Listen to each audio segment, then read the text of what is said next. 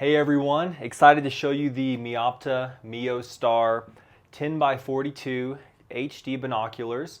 These are actually the Cabelas Euro version. We're going to talk more about that here in a minute, but let's get into it.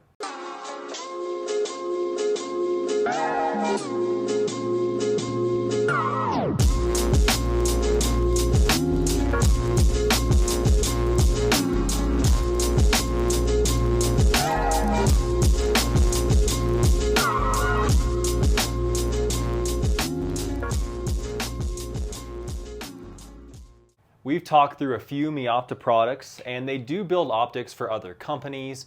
And so this is actually the Cabelas Euro version, the HD model. But according to Meopta, these have the same fluoride glass as the current Meostar B1s. And so these are going to give you the same image quality. And the only thing that these are lacking compared to the newest Meostars is the locking diopter, and then they do look a little bit different. As far as build, so these things are a tank. They weigh a little over 33 ounces and they feel like a brick. So they're pretty close in weight to like the Maven B2s. According to Meopta, these are very kind of unique to put together. Each piece goes together and it fits. It's really cool. And if you look at these, you can just tell that they are just solid. Probably the best built binocular I've ever handled. And I can just tell that these would last a long time, could take a lot of abuse, just very solid. And that's kind of why you're getting that weight. For example, when you take off the thread adapter here, it's like solid brass. Everything is just rock solid, no concerns about durability. But that's what leads to the weight at 33 ounces here. So if you're looking for a lighter option, these may not be for you. They are heavy. I do like that they're pretty small. The footprint of the Meostars is small. Now, some may not like that as much as far as the ergonomics. For example, on the Maven B2s, I like that I can hold the barrel a lot easier. These, it is pretty tight, so there's not a lot of room there on these. But if you want a compact 10x42, these are fairly compact, even though that they are bulky and heavy. One other thing I did notice was on these, the barrel is not long enough to run like the ASIAC bino clamp. So that was a little bit of a bummer there. But let's get those things out of the way. Really want to talk about what highlights these binoculars, why I like these binoculars a lot. So the first thing would be, since there is a Cabelas Euro version, you can find these at an amazing price typically. So that is a big pro. So look, if you look at the newest Meopta Meostars, they're getting up there in price, but you can still find these Cabelas Euro versions well under 1,000, and these have that same fluoride glass as long as you get the HD model. And so as far as I'm understanding, according to Meopta, under the 10x42s, they didn't put the HD on there. So look for the HD. The 10x42s though do have that HD, which is their fluoride glass. So kind of interesting that Meopta did that. Like the 8x32s I looked at, I don't believe those had fluoride glass. So I'll put a link below to my 8x32s as well. Those are pretty unique, but just not the same fluoride glass there.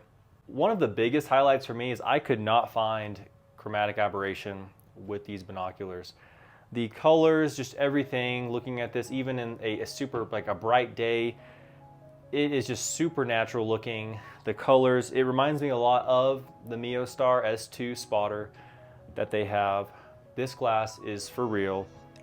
So I think you'll be very impressed.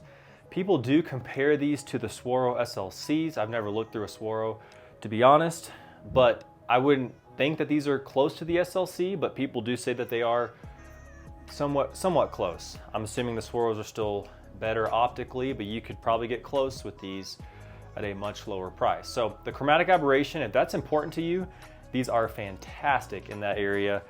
Very solid. There is a really nice sweet spot in these binoculars, extremely clear, and just really love the image. So that impressed me a lot. The chromatic aberration and then the overall, the sweet spot of these was just fantastic. So really like these. This is again kind of that mid-tier range. That's typically what we like for binoculars. Yes, there's higher end ones, but you start paying a lot more for just a little bit of gain. So that's why I do like the mid-tier with the B2s, the Meostars. These are excellent in that realm. The field of view is okay at 332 feet, so not bad. I personally like 340 and above, and I did notice a little bit lacking of a field of view with these. The eye relief is about 15 millimeters, so that's fine for me.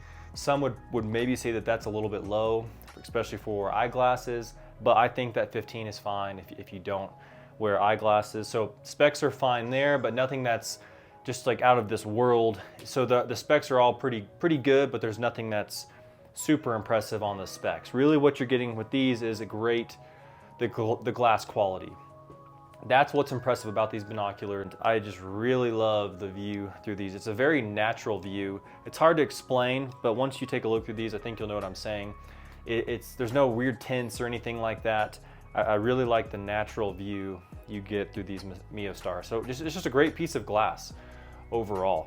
As far as low light, I do want to touch on that. So we primarily use these for hunting. I did think the Maven B2s had better low light performance, and so I would give that to those. This is not the strong suit there. This is going to be really the strong suit for the contrast, the clarity.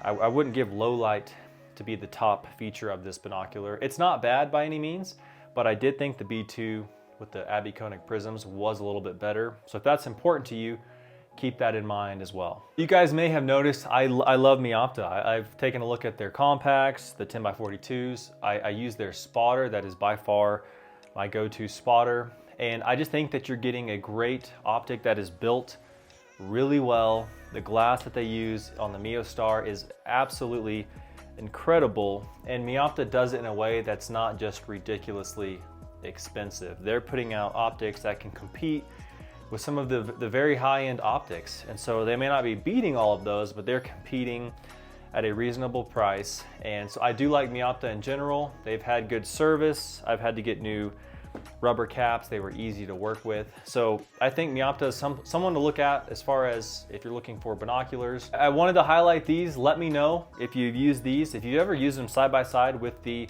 newest Meoptas as well. So from what I've been told by Meopta, it should be the same glass. And I do think you'll be happy with these if you get them at a reasonable price. And I do think these are binoculars that you won't just be dying to upgrade, and you can get into something that's really sharp, really good for a pretty good price. So thank you guys for hanging with me on this one, and we'll see you on the next one.